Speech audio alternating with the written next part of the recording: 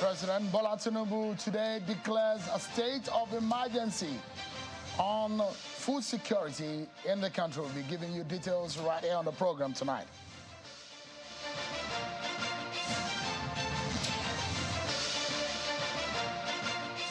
Service chiefs appear before the Senate today for confirmation of their nomination appointment by President Bola Tinubu. Made some promises. We shall be dissecting some of the issues they raise on the solutions to insecurity in Nigeria.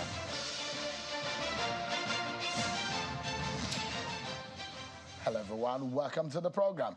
This is Politics Today live on Channels Television. Sean Kimbaloe in Abuja. So much to talk about tonight. And some of the breaking news that we have for you coming from the presidential villa. We can tell you that the presidency today has announced a state of emergency on food security in the country. This, according to the special advisor to President Tinubu on special duties and communications and strategy, Mr. Dele Alake, at a press conference at the presidential villa, where they revealed that the president has approved a state of emergency on food security in the country. And this is to stem the rate of inflation in the country. And of course, now the issue of food, water, and essential items will now be a part of the purview of the National Security Council. Part of the plans that are being highlighted in that statement includes the fact that going forward, farmers will get fertilizers, and also issues of water and food is going to be a priority of government to ensure that all Nigerians have access to these essential commodities, and also to stem the rate and the rise of the price of commodities in the market. We'll be giving you details on that. Breaking news and the story just coming in right here on Channels Television. President Tinubu has declared a state of emergency on food security in Nigeria.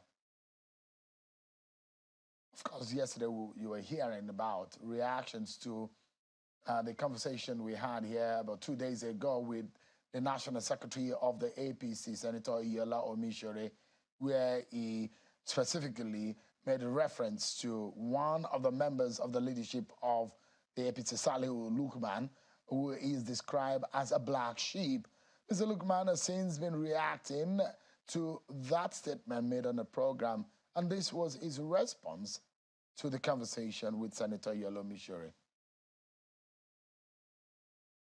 Started my call for the resignation of Allah Adamu based on pure moral appeal, based on the dynamic that played out in the election. What I can see, if even assuming we want to mutate to become a conservative party, even with that kind of aspiration, I don't think Senator Abdullahi Adamu and Senator Yola Omishore are committed to lead the party based on the provision of its constitution. And I think this is where they just need to do soul searching. Frankly speaking, unless they want to become sit-tight leaders, and sit-tight leaders always end badly. All right, that is Mr. Salihu Lukman, a member of the APC Working Committee. We'll be dissecting for you issues of the national security. Now that the presidency had come out to say there is a state of emergency on food security in the country, and now it will be in the purview of the National Security Council. What does this mean?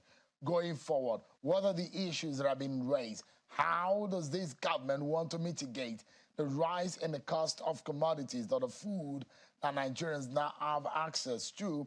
What are the issues that have been raised based on the items and the long procedures that the government has put in place? Plus, what is the service chiefs have mentioned, and the security situation in Plateau State, in the Southeast region, in Benue State, issues of the death and the violent attacks that we've seen in some part of the country? Are those promises anything to go by? What have they done? The Nigerian police have also reeled out what they've done in the last 2 months. All of this will put in perspective. Plus, the president also sent an approval to the National Assembly seeking a loan of $800 million, which has been put in process by the Buhari government to the World Bank.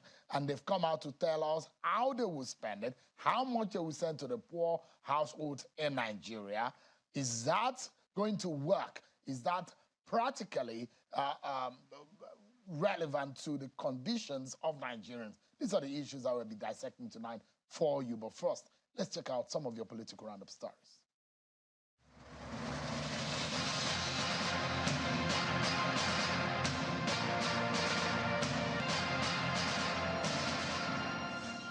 President Tinubu today received the All Progressives Congress women leaders in the 36 states and Federal Capital Territory, Abuja, led by the APC National Woman Leader, Dr. Betta Edu. The president assured the women in the country that his administration is committed to ensuring that Nigeria is retrieved from the vested interests that have stifled her development. Justice Hamza Muazu of the Federal Capital Territory High Court has issued a one-week ultimatum to the Department of State Security Service, DSS, to either charge the detained suspended governor of the Central Bank of Nigeria, CBN, Godwin Emefiele, to court or set him free. The judge issued the order while delivering ruling in the fundamental human rights suit instituted against the DSS and ordered by Emefiele. The judge said Emefiele hasn't shown that his arrest and investigation is unlawful, but noted that it is within his right to get fair hearing. Justice Muazu further stated that the suspended CBN governor cannot remain in detention without a formal charge. He adds that the DSS cannot use the period of Emefiele's detention to search for evidence against him. Ahead of the 2023 governorship election in Kogi State, the Nigerian police force has cautioned political actors in the state against electoral violence, ballot box snatching, warning that the force will not hesitate to arrest offenders. The Assistant Inspector General of Police, Babatunde Shola, stated this in Lokoja, the state capital of Kogi State, during a stakeholders meeting on peace and security. He also advised politicians to have a positive change in attitude that will guarantee peaceful, free and fair conduct of the election in Kogi State.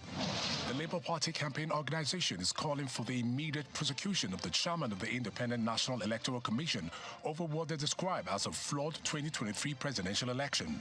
At a news conference in Abuja, the Director General of the Labour Party Presidential Campaign Council, Mr. Akin Oshutokun, also condemned the negative responses from the APC spokesperson and some group of individuals over the European Union report on the 2023 elections and asked protesters to desist from going to the EU's office. Reactions have continued to trail the accusations leveled against the Imo State governor by the People's Democratic Party and the PDP federal lawmaker Ike Agwanu Ugochinyere over the state of security in Imo State. This time, a group under the aegis of Imo Political Awareness Group, led by former PDP spokesman in Imo State, told a press conference in Owerri, the Imo State capital, that it is unfortunate that after perpetrating criminal activities in the state, the PDP, in their deceitful nature, will go ahead to blame the root of insecurity in the state on the Uzodinma administration. It is therefore alarming and provocative too that a member of this same PDP in the House of Representatives, Honorable Ikenga Imo Ugochinyere, will turn around to accuse the governor of the state of fueling insecurity in Imo. That is very absurd.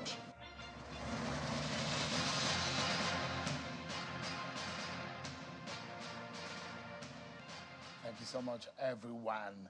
So we told you earlier that the presidency announced a state of emergency on food security in Nigeria, and some of those things that have been included in that statement we will be giving to you just in a moment. But first and foremost, let's tell you what happened today.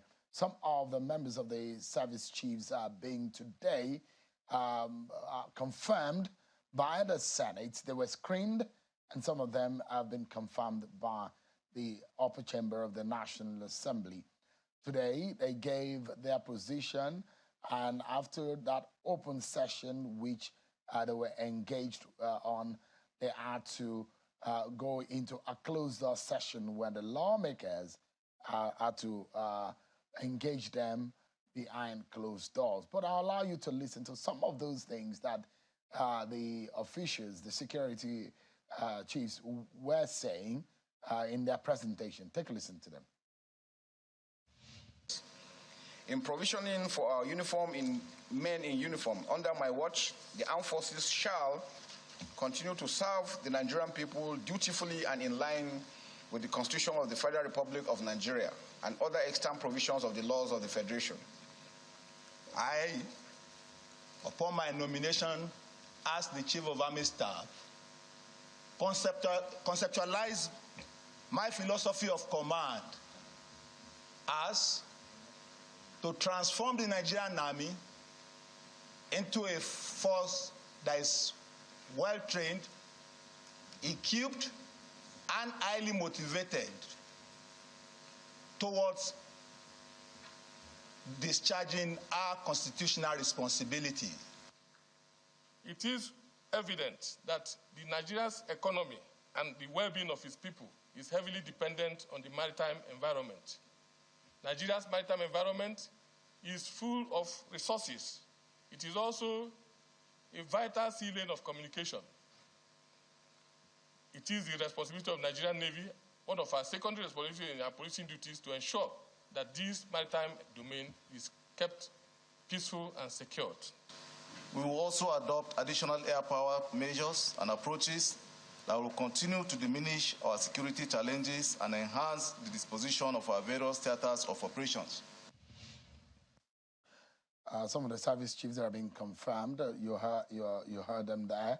Some of them include Major General C.G. Musa, the Chief of Defense Staff, Major General T.A. Lagbaja, Chief of Army Staff, Rear Admiral E. Ogala, Chief of Naval Staff, and the Air Vice Marshal H.B. Abubakar, Chief of Air Staff. During the screening, the service chiefs introduced themselves to the senators before going ahead to tell them what they will do. Well, let's give you an understanding, some picture of what the presidency is said today in respect of the announcement of the state of emergency on food security. They've told the nation that the president has declared with immediate effect the following action: the state of emergency on food security, then also that all matters pertaining to food and water availability and affordability as essential livelihood items be included within the purview of the National Security Council.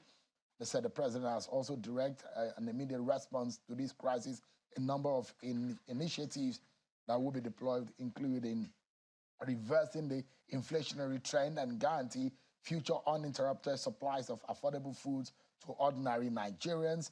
They went further to say that there shall be medium, long-term, and immediate interventions and solutions, some of which include the release of fertilizers and grains to farmers and households to mitigate the effects of the subsidy removal. Also, there must be an urgent synergy between the Ministry of Agriculture, Water Resources to ensure adequate irrigation of farmlands and to guarantee that food is produced all year round. A long list of the plans that the federal government has listed today relating to issues of security. Now, we have tonight to give us perspectives on this matter. Dr. Kabiru Adamu, who is the Executive Director of Beacon Consulting, a security consultant. Incidentally, today is his birthday. Happy birthday to you, and welcome to the program. Thank you so much. Thank you so much. I'm delighted to be here. Well, quite busy, but I'm also glad that I'm able to give my contributions on this very important topic. Absolutely. Let's get your view on the breaking news. The state of emergency declared by the president. That is perhaps going to be what you call one of the extreme measures that the president is going to be putting in place since he got into office about 46 days or 45 days ago. And this kind of statement or powers of the president being exercised is seen as some extraordinary measures that is captured within the constitution of our land for a president to undertake, and now is undertaking it. A state of emergency on national on food security. What does this mean? First off, it is a demonstration of the fact that the president is listening to the people. Some of the economic policies that has been introduced by his government has created socio-economic difficulties for the people. Now, interestingly, food security is a critical component of Nigeria's revised National Security Strategy 2019. A lot of people will be wondering why is food security related to security. But if people are hungry, if people cannot afford to feed themselves the basic requirements, then certainly they will be disposed more to committing acts of offenses. So any nation that wants to move forward would have to ensure food security. And I think the realization by this is what led to this declaration. And I'm quite excited with the list of items that have been listed under that. How well the subnationals buy into this and support this action by the federal government would go a long way towards meeting the stated objectives of that. Because at the end of the day, what matters is that the person that lives in those communities, in those villages, is able to afford to feed himself and his families. That reduces the ability of threat elements to recruit from disgruntled pools within our communities. Not only that they are planning to say that they say they want to make sure that there is food security, but also they are hoping to make money. So see what they've said in one of the statements. They said, we will increase revenue from food and agricultural export. It looks to me that whoever is going to be the minister in charge of agriculture and water resources, this government wants to make it a priority. The kind of ministries that are being prioritized in the past in Nigeria, Ministry of Petroleum Resources, the Ministry of Works. But from what they have said today, it does look like these ministries are going to get priorities. For example, they have now said that food and water, essential items in the land, is now going to be part of the purview of the National Security Council. What does that mean? It means that that element of food security is being brought into the forefront of governance. If I understood how, especially the immediate past administration ran, these priority areas would be put, especially under the Ministry of Budget and Planning, so that all the arms of government, remember the president talked about collaboration and coordination. Now, everything the several cabinet ministers will be doing would have to revolve around that. And the ministries of agriculture, as an example, transport, all the other ministries that have responsibility for agriculture and related services will now have to work together towards achieving this particular objective. The last administration had 9 priority areas, one of which included, of course, agriculture and then feeding the people. Now, if this administration decides to carry on along that line, what it means is that governance and our national powers will be geared towards achieving the objectives as stated under this. I think it's a very interesting development. It is a long-term plan, and I'm hoping that under that long-term plan, there will be low-hanging fruits that can be achieved. We do have grain reserves as an example. I'm not sure, I haven't seen the whole content. Has there been a directive for those reserves to be released and for food to be made available to people? The long-term plans would include securing, for instance, everything that has to do with our requirement for food in the country, so that at least the average Nigerian is able to afford and have access to food. I mean, there are those who argue, legally speaking, state of emergency is enshrined in the Section 305, subsection 1 of the Nigerian Constitution, which gives a president the power to proclaim a state of emergency in any part of the country or in the entire federation. And the power also shows that the president can take intermediary measures or decisions when the country is in a dire need or in a state of war, and as such that could last for almost a year, upon which it needs to be renewed if necessary. It then means that there are extraordinary things that the president could do that he may not naturally do in a usual manner. That means in the area of food security, we might be seeing extraordinary measures. The president saying there shall be a rollout of fertilizers to farmers. There shall be an immediate and urgent intervention in controlling the price of commodities so that the average person can be able to manage it. But today, you heard what the service chiefs have said. They've made so much promises. They will digitize, they will do this, they will do all of that. Are you impressed by their outcome? Because now they will also be sitting in the National Security Council, which means that this committee or this group of persons in the country will now oversee the issue of food security in the country. Definitely. And where do they come in? They come in because most of our agricultural practices are done in the rural areas, and most of them actually in the northern half of the country. I don't know if you've had a chance to look at our report, the monthly report that we produce. We've shown clearly that over 70% of the security incidents that occur in Nigeria occur in the northern half of the country. So that means the average farmer is unable to go to his farm in places like Katsina, Zamfara, as a Q2 Sokoto, report KB. on April, May, and June. We will put it up just in a moment. The issues of abductions, violent attacks, and all what have you. The activities of non-state armed groups. I mean, the Northwest, Northeast, and North Central have that common theme across all of them. There are non-state armed groups that are challenging the supremacy of the use of force by the state and are preventing farmers from going to the farm. In places like Zamfara, this is documented. They have to pay levies and dues to these non-state armed groups before they can access their farm. Now, that is even to access the farm. When it comes to harvesting, they also have to pay that levy so that they will be able to access their farm. Now, that is where security comes in.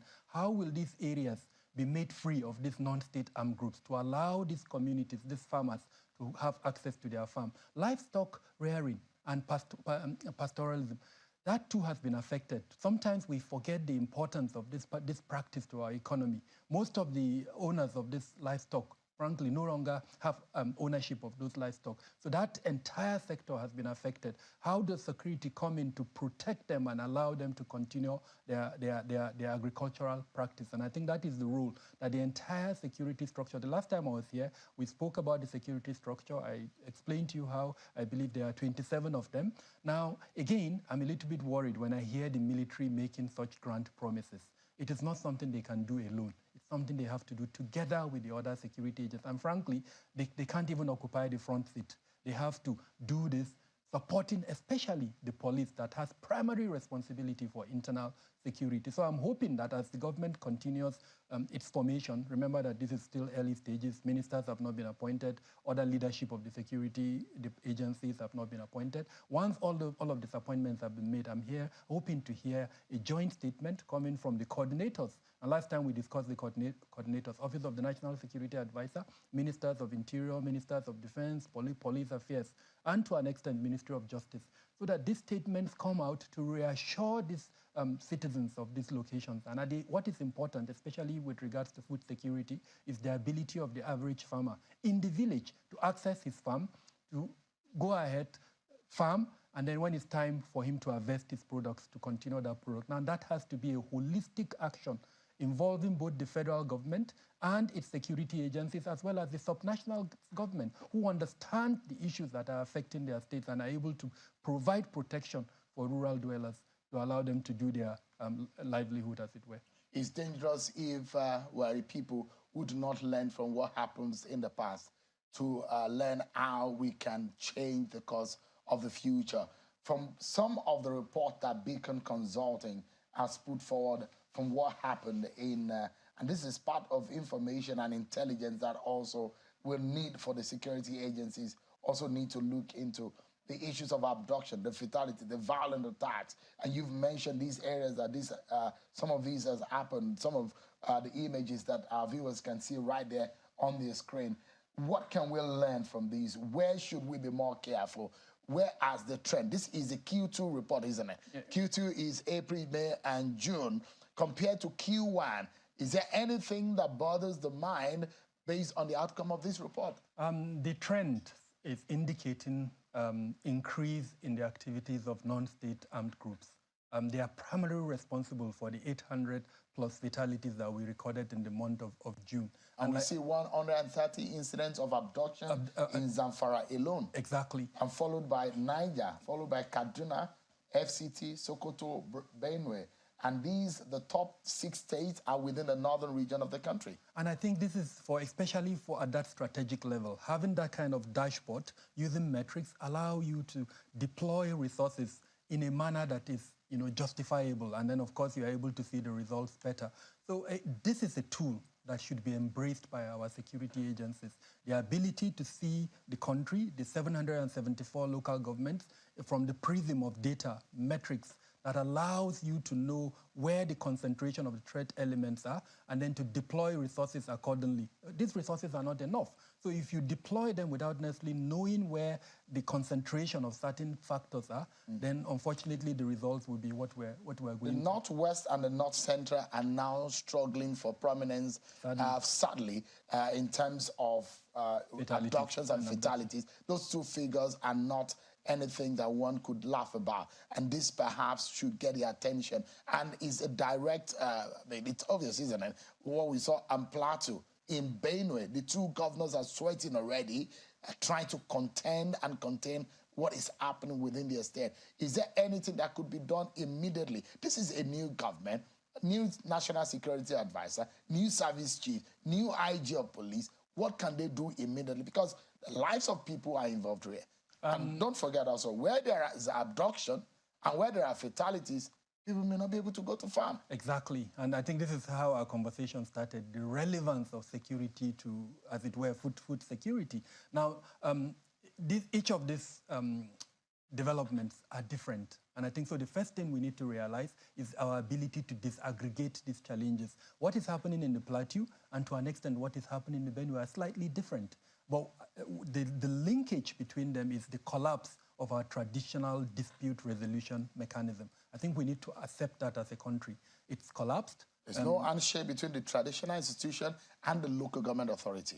Exactly. And so gaps have been created that these non-state actors, in the case of the Plateau and Benue to an extent, these are ethnic militias that have been armed and willingly armed by sometimes resident and sadly sometimes by the political class that have gone haywire, as it were, and they are killing each other. When this issue started specifically in Mango in Plateau State, it was a small issue that if the traditional justice resolution mechanism was effective, it would have been able to address it. Today, looking back, over 300 persons have been killed as a result of that, and that's not as acceptable. So the second element is the criminal justice system that is also failing. It's ineffective. It's not able to arrest offenders and punish those offenders. And then, of course, the third one is our security agencies that sadly have not been able to prevent the movement of these armed ethnic militias. Last one is the small arms and light weapons that are in circulation and are being used by these non-state armed groups to carry out the kind of actions that they are carrying. So unless we take these issues one after the other, some of them are low-hanging fruits that can be immediately actioned. For instance, nothing stops us from bringing these two communities together. They are not ghosts. We know who they are. But the narrative sometimes seems to suggest it's one group attacking the other. No, there are two groups fighting. And bring them together, identify the cause of their grievances, and then attempt to address that grievances. Where it's not possible to address the grievances, then use the criminal justice system. Strengthen it, make sure the offenders are arrested, and then they are prosecuted. Sadly, we're not. For example, for those who are asking for another style in approaching it, for those who are saying that use a carrot approach, and those who are saying no, carrot approach, we have gone past that level. In Katsina State, it was tried, it failed. In Zamfara, it failed. It fell flat on its face. Kaduna State, you see the likes of Sheikh Gumi and the rest, they've tried as much as possible to bring these elements back into the society. But the governor, former governor of Kaduna State, these elements can no longer be accorded any form of respect. Go into the bushes where they are and clear them out. Can we do that? I started by mentioning that we need to disaggregate the challenges. I can't sit here and rule out negotiation completely. In certain instances, negotiation is an option. In the case of, let's use Zamfara as an example, there are 4 threat elements that we're dealing with in Zamfara. The first one are the criminals who, for one reason or the other, have taken up weapons and they are doing the kind of heinous activities that we're seeing. Then there is another group that are victims of the consequences of the actions of this first group. They have, because the state is not protecting them, they have sought weapons to protect themselves, and they fall across 2 ethnic groups, the Hausas and the Fulanis. Now, in between that is also another group that sadly has also evolved, who I would call them merchants of criminality, as it were, who are also evolving and using that. And then the third one are those who have taking a handshake across the terrorist groups that are operating in the Northeast. Now, for the first group and the last group, I wouldn't advocate negotiation in any way with them. The state should use the stick approach. It looks like these guys are thinking that the state is weak. And in fact, what they are brandishing, it looks like, because the situation looks, and I'm not saying that the state is weak, they are testing the resolve of the powers, the military powers of the state. And it does look like whenever these attacks are staged, lives and the blood of average and innocent Nigerians are being spilled on a daily basis. Now, this is perhaps the most difficult time to say you want to be president of Nigeria. But the president, Bola Tinubu, has said, look, I campaigned for it, I begged for it, and I got it. Let me do the job. But now the issue is that he's fighting to stem the economic problems. He's also going to be struggling to make sure that the nation is secured. It's been a bad run in the last 8 years. But if you were in his shoes, for example, with the understanding that you have, and I'll take this as your closing thought, what would you do immediately? Number one, he has a renewed hope agenda, and there is a 7-point element there. Sadly, he's yet to appoint his minister, so that's a constraint. You see, he has 60 days. But the anticipation is very much, is thick. A lot of Nigerians are expecting that he will do that. For someone who says he's going to hit the ground running. So we probably expect that, because he went to France, he had meetings, and what we thought was that he had everything all settled. So number one, appoint those ministers. They're absolutely important. Those cabinet positions, Minister of Interior, Minister of Defense, Minister of Police Affairs, and then let them be individuals that understand. We need the Minister of Police Affairs? My position is that that ministry should have some close relationship with the Minister of Interior. I can't. You don't see any duplication there? Minister of Defense, Minister of Police Affairs, Minister of Interior? There is no duplication, but it limits coordination. If you have a Ministry of Police Affairs and then you have a Ministry of Interior, you have created another platform, as it were, that limits coordination. There has to be a close linkage. You have the IG of police, exactly, you have the chairman of the police. Exactly. So that ministry, the president needs to look at it closely. If he wants to retain it, then there has to be a closer cooperation and coordination between it and the Ministry of Interior. My suggestion is perhaps appoint a Minister of State and let him be under the Ministry of Interior somehow, so that they're able to work together better. But having said that, since he's not appointed all of that, right, I'll tell him to direct all the current security chiefs that he has out into the field, and then to go and manage this situation. If I give them 4 weeks, manage the situation, contain it, and then, of course, the next is to look at the bigger picture in terms of long-term solutions to reduce the challenge. Dr. Kabiru Adamu, the Executive Director of Beacon Consulting, a security consultant, our friend right here. I'll allow you to go enjoy the rest of your birthday evening. My family is actually waiting for me. Thank you. Apologies for dragging you out. But this is a national assignment, and we needed to talk about this. Thank you so much indeed for your time. My pleasure. Thank you for having me. Congratulations to you. Thank you.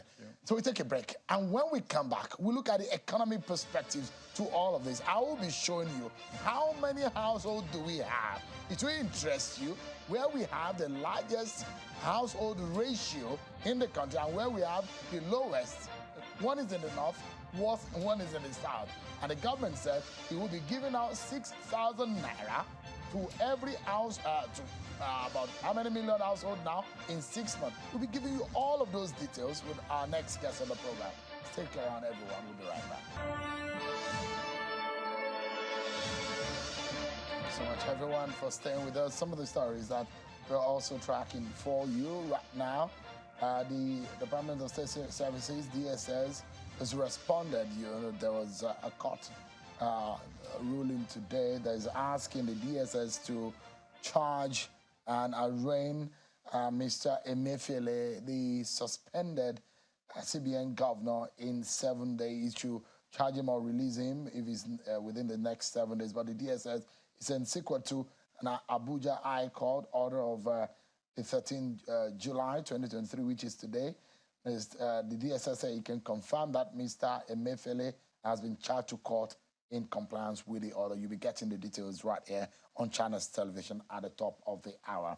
So let's get back to it. Today, we understand now that the House of Representatives is giving a speedy approval to President Bola Tinubu's request for a 500 billion naira from the over 800 billion supplementary appropriation budget in the Supplementary Appropriation Act of 2022.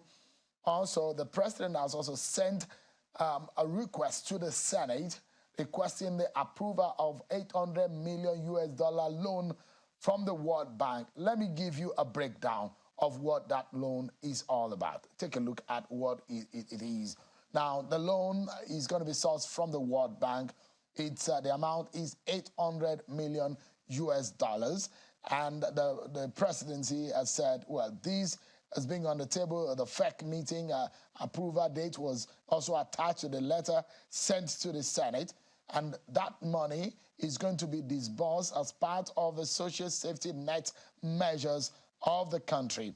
And that money will be bringing you a breakdown on how the other parts of it is going to be disbursed right here on the program. Let me bring our next guest on the program. He's an economist, Mr. Johnson Chukwu, who joins us virtually from Lagos. Thank you so much, Mr. Chukwu, for joining us tonight. Give us an understanding. First and foremost, the story that is coming in now that the president declared a state of emergency on food security in the land, in the area of economy. What does this mean?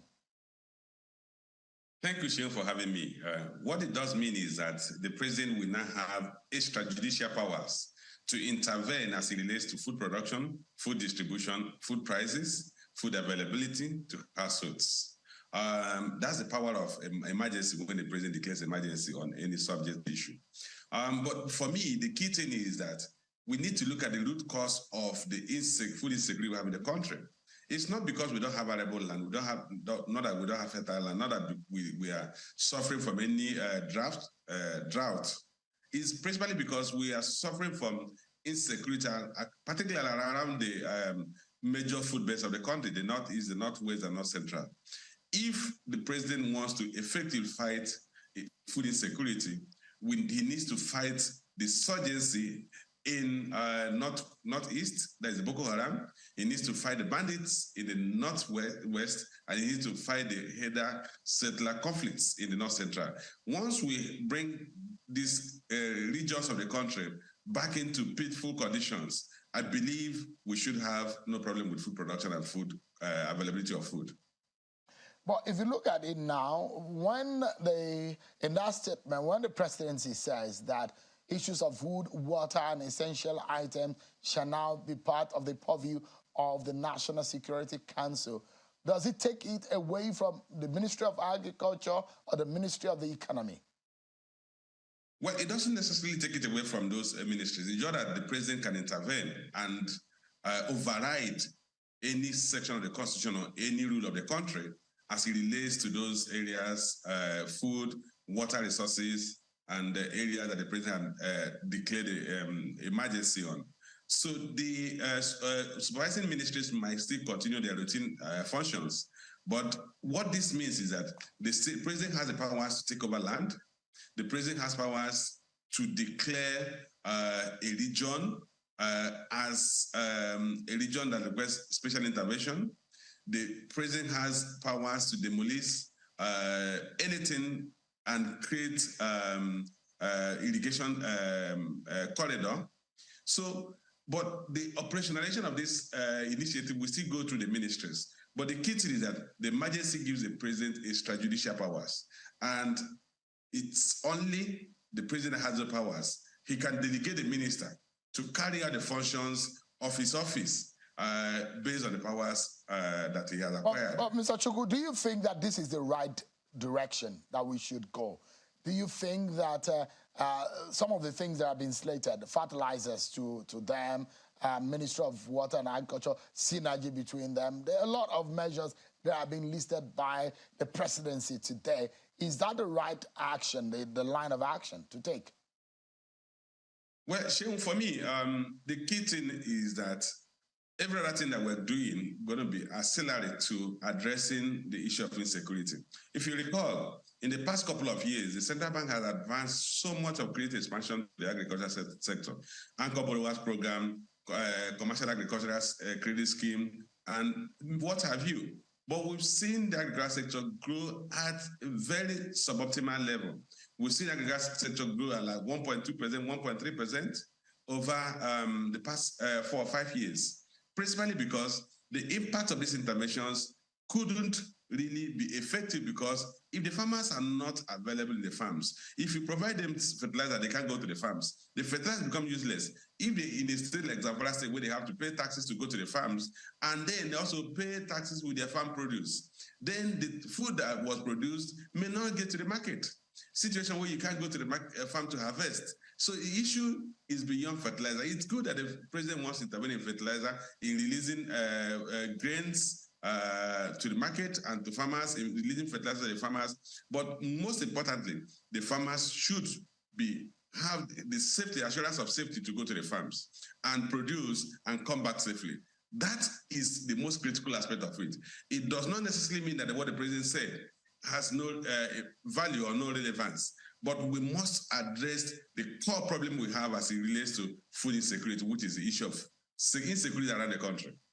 The presidency is also saying that they want to drive down the inflationary trend in the country. Do you see this measure as one thing that can help practically do that?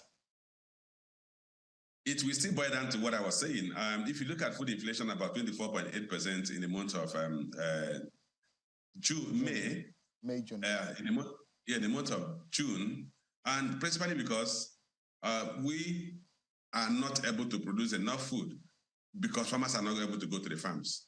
So even if you want to drive down food inflation, you must improve production. Remember, the key thing about inflation is that you're talking of when the demand for a product is higher than the supply, the price will go up.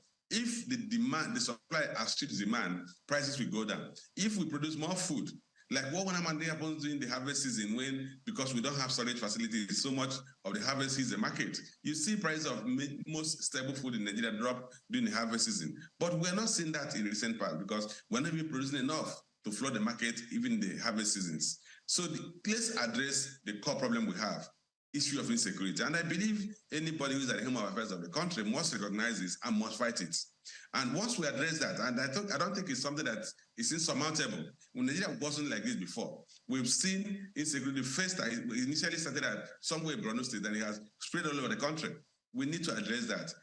That's the only way you can fight inflation. Once we are able to bring down food inflation, you're going to begin to see a moderation in all item inflation. Even the last month, the month of May, we saw core inflation decline, but food inflation went up. So if we begin to see food inflation in lower regions in single digits, we should have lower level of inflation. But I don't think it's something just by releasing the grains in the silos or releasing fertilizer to the farmers who can go to the farm that you're able to deal with it.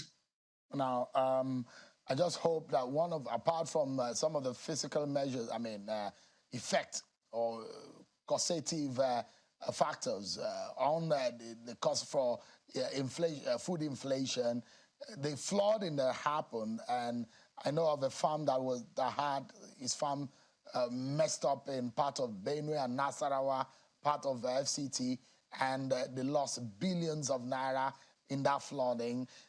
You remember the major flooding that happened a few years ago. Another one happened a few months ago. Whether or not we have learned our lessons, the rains are falling, dropping, and whether or not there is any national policy to avoid this kind of disaster in the future, whether there's any succor for some of these big companies that are into agriculture and farming. I don't know if there are those kind of things, because these are supposed to be the low-hanging fruit, isn't it? Because these are the guys who are producing in massive numbers. Yeah, unfortunately, we don't seem to have a national response to the flooding we've had in a couple of years. You talk of the flooding of last year and the flooding of a couple of years back. You see, the problem that is leading to this flooding is because the major arteries, tributaries of River Niger and River Benue have been blocked. So what we need to do is that we need to get the government, and I know that this contract has been given time and time again. We need to dredge the River Niger, we need to dredge the River Benue, and dredge them up to the sea, into Bayelsa. And if we do that, we're going to have a free flowing of flood water through the tributaries into the major rivers of River Benue, which flushes into River Niger, and then down to the Atlantic Ocean. Right. But because if you go to a place like Onitsha, you will see that almost part of River Niger are a place you can almost step on. So when there is flood, when there's heavy rain, it flows into the tributaries and then flows into the towns and villages and destroys farm products. Right. But once we dredge, we will address this on a permanent basis. Let me take you to away from the food security to the request of the president. Yesterday, he sent a request to the Senate asking for a $500 billion, nothing strange, away from the 2022 supplementary budget, out of the over $800 billion supplementary in the 2022 budget. That is what the president is asking for. Now, today, we are learning that the president, apart from what President Buhari and the former president had requested the Senate, and it caused a lot of furore. And now the President Tinubu is gone to the Senate. And this is it. Let me break it down for our viewers to see what these $800 million US based on the Tinubu presidency. This is what they said they want to use the $800 million US. The likes of Mr. Femi Falana has argued on this program that you cannot borrow that kind of money. It can only be as a grant based on the bodies of our laws. See what they said they want to use this money for. The amount is $800 million US. The purpose is to scale up the National Social Safety Net program. The source is from the World Bank. The modality is to transfer 8,000 naira per month for 6 months. And the beneficiaries are going to be 12 million poor and low-income households. And I tried to also dig, make a further dig.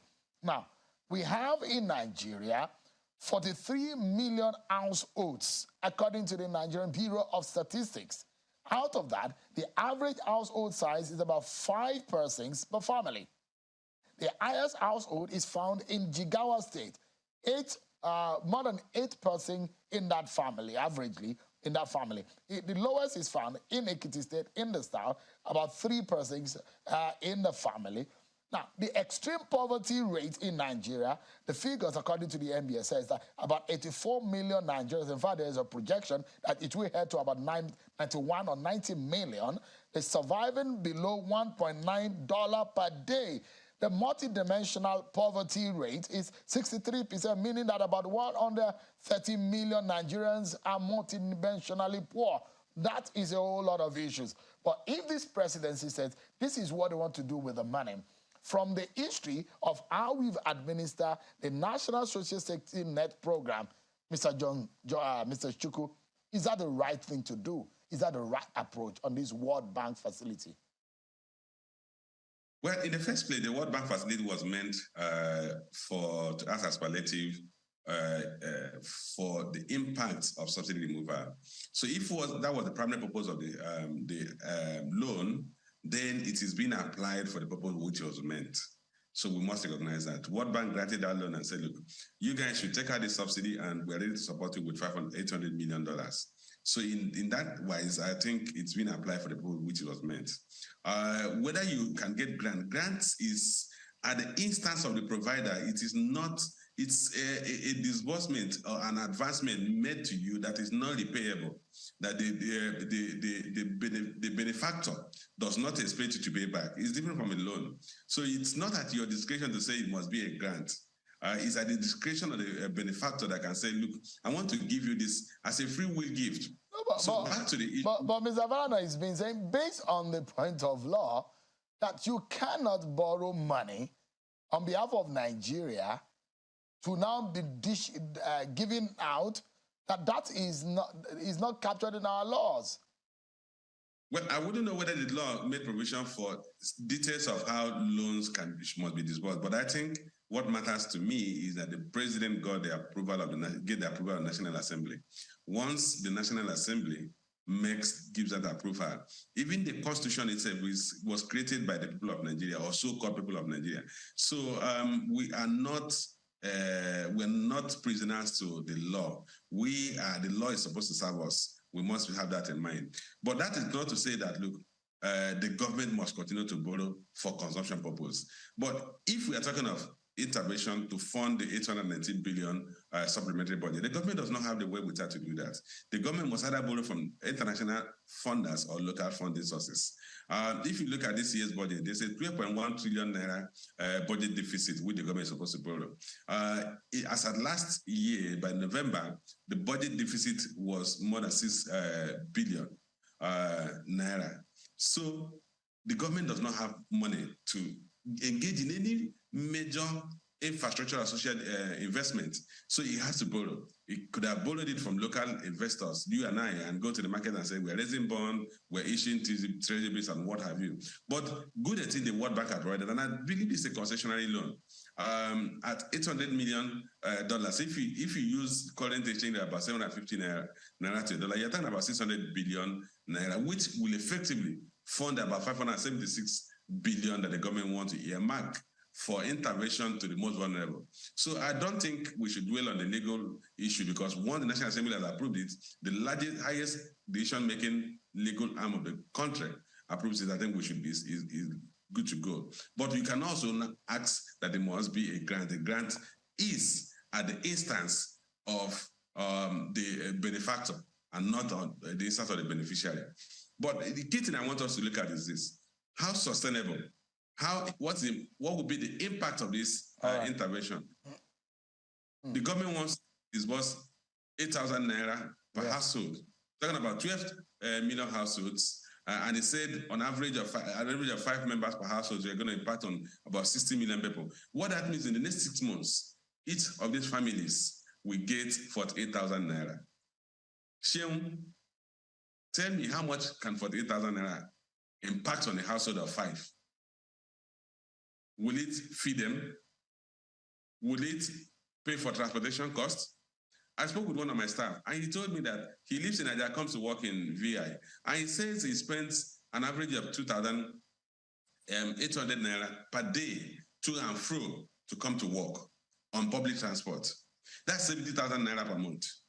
So what would be the impact of 8,000 naira? And that is not to talk of the amount of he has to pay for the feeding of his family, the school feed of his family, and the rent.